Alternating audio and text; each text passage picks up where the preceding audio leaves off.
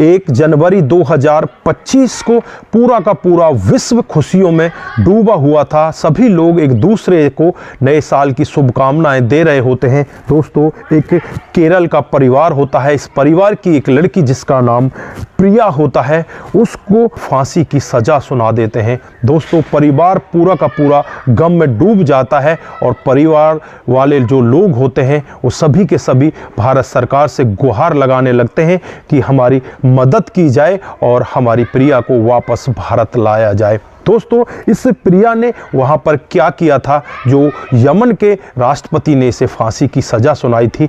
अगर आप लोग पूरी कहानी को जानना चाहते हैं तो वीडियो को ज़रा सा भी स्किप ना करें। दोस्तों, क्या यहाँ पर प्रिया के बचने का कोई सवाल है, क्या यहाँ पर कोई गुंजाइश है, ये सारी डिटेल भी आज हम इस वीडियो के द्वारा आपको देने वाले हैं। तो दोस्तों, लास्ट तक ज़रूर देखें। आगे बढ़ने से पहले हमारी वही रिक्वेस्ट कि जो हमारे चैनल के साथ नए हैं, कृपया करके चैनल को फॉलो कर लें, बेल आइकन को जरूर प्रेस करें। नमस्कार, जय हिंद। आप देख रहे हैं APH न्यूज राहुल रावत के साथ। तो दोस्तों, जा रहा हूं, ये हकीकत की घटना यमन से आई है और यमन के जो राष्ट्रपति हैं राशिद अल अली में उनका जो बयान आता है उस पर एक भारतीय लड़की जिसका नाम प्रिया होता है उसे फांसी की सज़ा बरकरार रखी जाती है। यहाँ पर उसने राष्ट्रपति से गुहार लगाई थी कि मुझे माफ़ कर दिया जाए, लेकिन राष्ट्रपति जी ने उनकी जो फांसी की सज़ा है उस पर मोहर लगा दी है। दोस्तों, जो प्रिया का परिवार है वो केरल में रहता है और वो बहुत ही ज़्यादा दुखी हो चुका है। वो भारत सरकार से लगातार गुहार लगा रहा है, लगातार यही कह रहा है कि हमारी इस बेटी को वापस लाया जाए, भारत की बेटी को वापस भारत में लाया जाए। दोस्तों, अब सवाल उठता है कि प्रिया वहां पर पहुंची कैसे और प्रिया ने वहां पर क्या किया जिस वजह से उसे आज इतनी बड़ी सजा मिल रही है। दोस्तों, इसकी डिटेल से हम लोग पूरी जानकारी लेते हैं। साल 2008 में प्रिया हॉस्पिटल में नर्सिंग का काम करती है। वो हॉस्पिटल दर हॉस्पिटल बदलती है और साल 2008 में ही वो यमन चली जाती है। वहाँ रहकर वो हॉस्पिटलों में नर्स का काम करने लगती है और साल 2010 में वो वापस भारत आ जाती है और साल 2010 में ही भारत में एक केरल के युवक के साथ वो शादी कर लेती है और शादी करने के बाद साल 2010 में ही वो अपने पति को लेकर यमन में पहुंच जाती है। वहीं जाकर वो कामकाज करने लगते हैं। धीरे धीरे समय बीतने लगता है और साल 2014 आ जाता है। साल 2014 तक इनको एक बेटी भी हो जाती है। दोस्तों, जो पति होता है साल 2014 में कुछ काम के लिए भारत आ जाता है अपनी बेटी को लेकर। जब वो भारत आ जाता है तो धीरे धीरे समय और बीतता है। साल 2016 आ जाता है और साल 2016 में यमन में गृह युद्ध छिड़ जाता है, जिस युद्ध की वजह से यमन की जो सरकारें होती हैं वो एक कानून बनाती हैं, ना तो कोई बाहर से यहाँ पर आएगा और ना ही यहाँ से कोई बाहर वापस जा पाएगा। क्या होती है, साल 2016 में यमन में ही फंस जाती है। वो भारत आना चाहती थी, यमन के कानून के आगे वो भारत नहीं आ पाती। दोस्तों, फिर वो वहीं पर अपना एक क्लिनिक खोलती है, लेकिन यहाँ पर यमन की जो सरकारें हैं, बाहर का कोई व्यक्ति अगर यहाँ पर कोई अपना क्लिनिक खोलता है, कोई अपनी दुकान वगैरह खोलता है तो यहाँ पर यमन का ही कोई व्यक्ति उसके साथ पार्टनर होना चाहिए सबके लिए। फिर वो वहाँ के एक व्यक्ति जिसका नाम मेहंदी होता है उसके साथ पार्टनरशिप करती है और फिर वहाँ पर वो क्लिनिक खोल लेते हैं। लेकिन यहाँ पर मेहंदी जो होता है उनके साथ में शर्त रखता है कि हम दोनों एक दूसरे के साथ तब क्लिनिक खोलेंगे जब दोनों एक दूसरे के साथ पति पत्नी जैसे संबंधों में रहेंगे। दोस्तों, उसके बाद ये सब हो जाता है। यहाँ पर मेहंदी के साथ ये ऐसे ही संबंधों में रहने लगती है।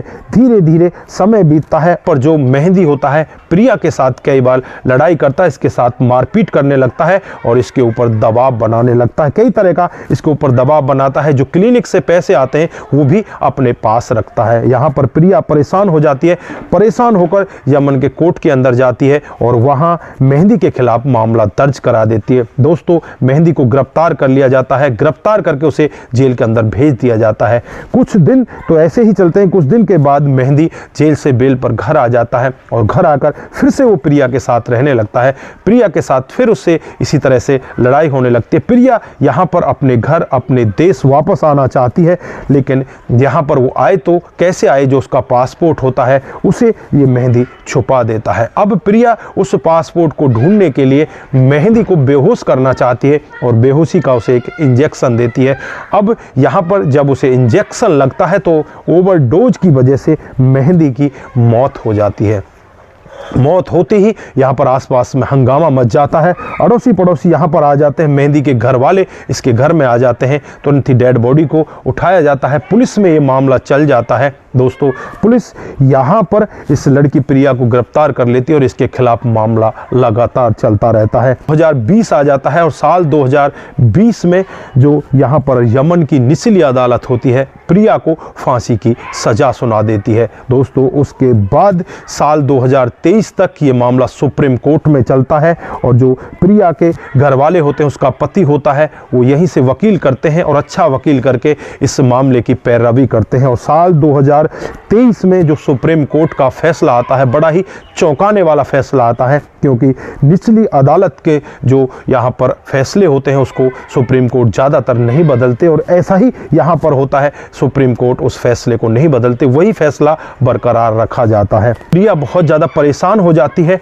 और परेशान होकर जो यमन के राष्ट्रपति हैं राशिद अल अलीमी, उनके पास अपनी गुहार लेकर जाती है और राशिद अल अली 1 जनवरी 2025 को इस पर मोहर लगा देते हैं कि 2025 यानी जनवरी में ही इसको फांसी दे दी जाए। दोस्तों, जब ये मामला भारत में आता है तो भारत के लोग भी एकदम से बहुत ज़्यादा परेशान हो जाते हैं और ज़्यादातर लोगों का यही कहना है कि प्रिया ने यहाँ जानबूझकर ऐसा नहीं किया, क्योंकि प्रिया ने उसको बेहोशी का इंजेक्शन इसलिए दिया था कि वो अपना पासपोर्ट उससे लेना चाहती थी, उसके बाद वो भारत आना चाहती थी। लेकिन यहाँ पर जो मेहंदी होता है उसे भारत आने नहीं दे रहा था, उसके ऊपर इस तरह का दबाव बना रहा था और यहाँ पर जो नशे की डोज है, ओवरडोज होने की वजह से मेहंदी की मौत हो जाती है। जो प्रिया का परिवार है केरल में रहता है और केरल के सभी लोग यहाँ पर भारत सरकार से यही गुहार लगा रहे हैं कि हमारी बेटी को बचाया जाए, उसको फांसी ना लगे, उसकी एक छोटी सी बच्ची है उसका तो ख्याल किया जाए,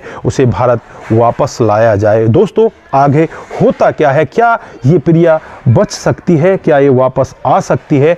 दोस्तों, एक छोटी सी बात और मैं आपको बताना चाहता हूँ कि शरिया का एक कानून होता है कि वहाँ मौत के बदले कुछ सामान ऐसा होता है, यानी कि पैसे वगैरह दे दिए जाएं उनकी इच्छा के अनुसार, तो ये मामला वहीं की वहीं रुक जाता है।